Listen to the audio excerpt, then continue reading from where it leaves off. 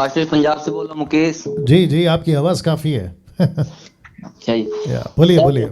मेरा सवाल है आज 32वें को लेके सर। जी बिल्कुल बोलिए। सर जैसे कि एक सिस्टर है हमारे जी जानने वाले हैं। जी तो सर वो प्रभु यीशु मसीह में नहीं थी सर, तो उनके ऊपर कोई दुष्ट आत्मा थी सर। जी वो एक संडे दो संडे चर्च आने लगी जी और पास्टर जी ने उनके ऊपर प्रार्थना की। तो सर कहते हैं उनके ऊपर दुष्ट आत्मा गई नहीं, वो जब चर्च में आती जब भी दुष्ट आत्मा उनके ऊपर आ जाती थी। जी। तो सर क्या कहते हैं उन्होंने क्या, पास्टर जी ने उनको बोला बपतिस्मा लीजिए, फिर कहते हैं आपकी दुष्ट आत्मा निकल जाएगी। तो अच्छा। तो सर उन्होंने बपतिस्मा भी ले लिया, उनका जीवन अभी भी सही नहीं है सर। क्या आप इसके बारे में उनको बताया जाए सर? शायद प्रोग्राम देख रहे हैं आपका। बिल्कुल बिल्कुल। देखिए मुकेश जी, आप शायद ये पूछ रहे हैं, अगर मैं गलत हूं तो मुझे ठीक कर देना। आप ये पूछ रहे हैं कि क्या बपतिस्मा लेने से दुष्ट आत्मा निकल जाती है जिसके अंदर है, उसकी बात करो, सबकी नहीं। क्या यही है आपका प्रश्न? जी सर, जी सर। ओके चलिए, अगर ऐसा प्रश्न है तो मैं जवाब देना चाहूँगा कि जी नहीं। जिस व्यक्ति में, पुरुष स्त्री लड़का लड़की, अगर किसी में दुष्ट आत्मा है और वो व्यक्ति कहता है या उसका पास्टर कहता है कि ओके अब आपको बपतिस्मा लेना है, आप जैसे ही बपतिस्मा लोगे दुष्ट आत्मा चला जाएगा, तो ऐसा नहीं होता, नहीं होता, नहीं होता। ये टोटल गलत हो जाएगा।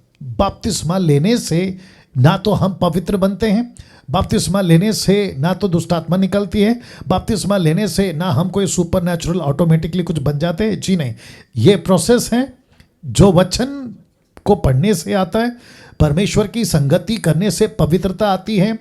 पवित्रता मतलब परमेश्वर की पवित्रता। जो व्यक्ति परमेश्वर में उद्धार पाता है वो परमेश्वर की पवित्रता में पवित्र है, लेकिन उसको चलना है, धार्मिकता में धर्मी है, लेकिन उसको धर्मी बने रहना है। साथ ही साथ दुष्ट आत्मा को निकालने के लिए बपतिस्मा लेने से नहीं निकलेगी। क्यों? क्योंकि यीशु ने कहा है कि प्रार्थना करो, डांटो और वो निकल जाएगा, लेकिन बपतिस्मा उसका शर्त नहीं है। बपतिस्मा वो लेता है जो पूरी तरह से जान जाता है, होश हो आवाज में, और उसको सब बातें पता चल जाती है, उसका उद्धार हो जाता है।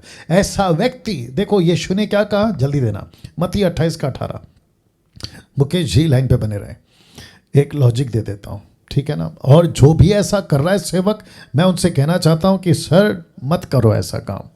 लिखा है यीशु ने उनके पास आकर कहा, स्वर्ग और पृथ्वी का सारा अधिकार मुझे दिया गया है, इसलिए तुम जाओ सब जाति के लोगों को चेला बनाओ। तो पहला स्टेप है चेला बनाओ। वाओ। फर्स्ट स्टेप है चेला बनाओ। इसका मतलब क्या है?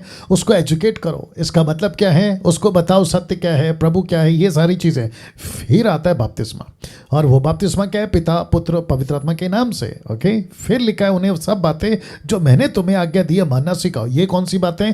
मिशन की बातें, आगे दूसरों को कैसे चेला बनाना, आगे प्रभु का राज्य कैसे बढ़ाना, ये है। तो पहला है चेला बनाओ, उसको एजुकेट करो, सच्चा परमेश्वर कौन है, दुनिया क्या चीज़ें हैं, हमको कैसे प्रभु में जीना, ये वाला एजुकेशन बपतिस्मा ले लिया। फिर उसके बाद में आता है मिशन का टीचिंग, उसको फिर आके आप सिखाते हैं कि दूसरों को चेला कैसे बनाना है।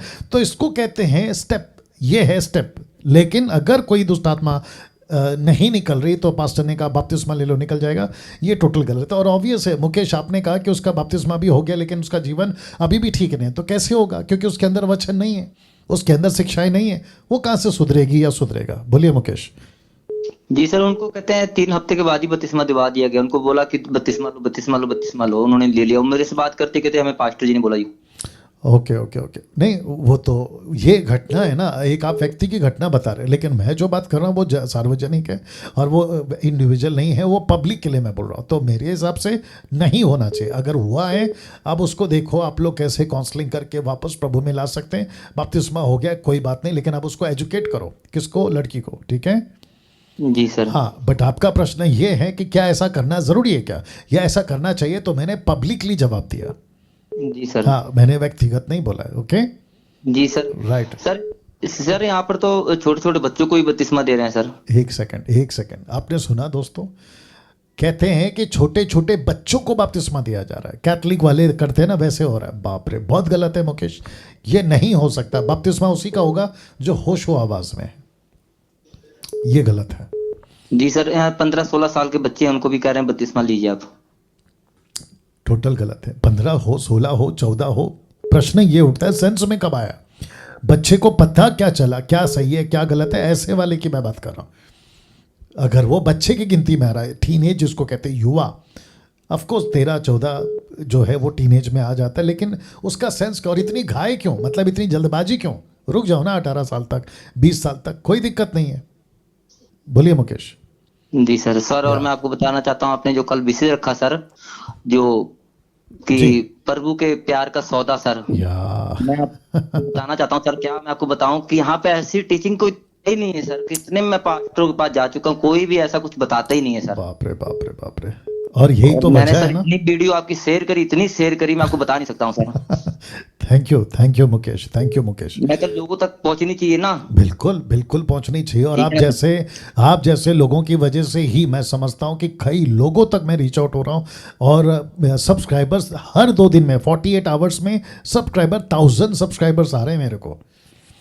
जी जी सर। और सर मेरे पास उनका फोन भी आ रहा है, जिनको जिनको मैं वीडियो शेयर करी, कहते वाह भाई आपने क्या भेज दिया है, क्या आपकी सच्चाई भेज दी है। क्या बात है, क्या बात है। मैंने कहा, सब प्रभु की ओर से सर। जी जी, बिल्कुल सही कहा आपने, बिल्कुल सही कहा। चलो, thank you Mukesh, God bless you, God bless you. जय मसीह सर। या जय मसीह। Okay, next.